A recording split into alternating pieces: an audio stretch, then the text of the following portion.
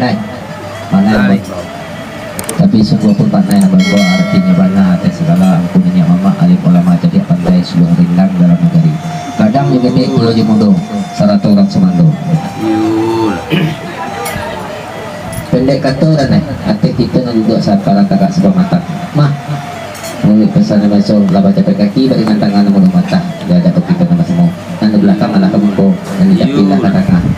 mata nasi 100 sambal ada begitu tidak ada kami ada silang sebangka mama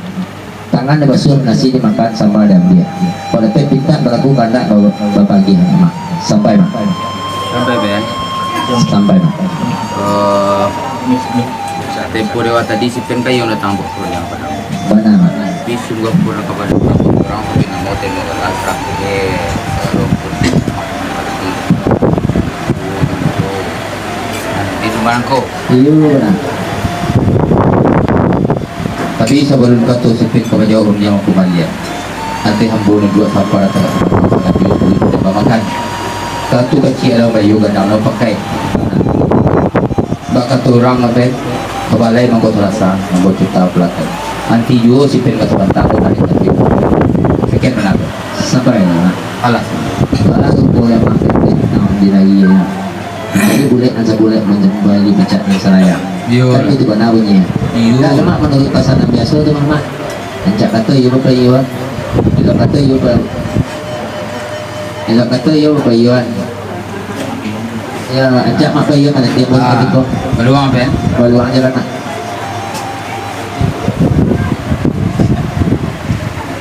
batu pete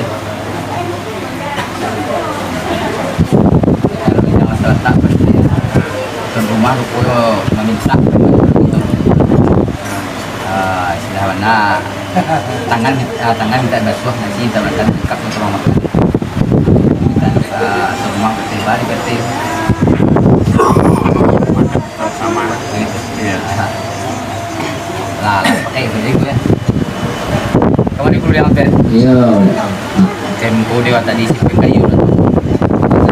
alah jadi buat yang lah baca kaki badan tangan nak belum mata anda sih itu semua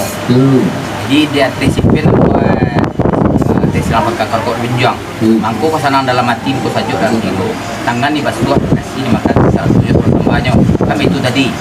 anda pen lawan itu sudah